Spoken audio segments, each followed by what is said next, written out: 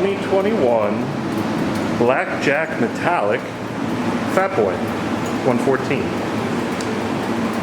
And it's got Vance and Hines pipes, obviously.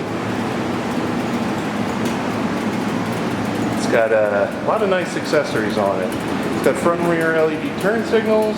It's got the combination highway bar and engine guard.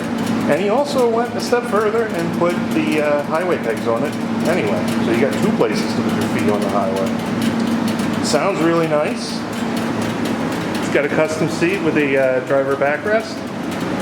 It has the hardware for the quick detach sissy bar, but it does not have the sissy bar.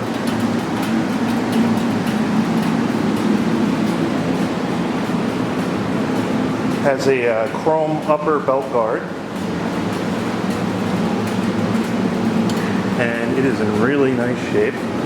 It's also got custom mirrors, custom grips, and it has the flush mount cap replacements for the gas tank. One's a dummy, the other one pops up, so you can keep that smooth look on the tank. This one's just a dummy.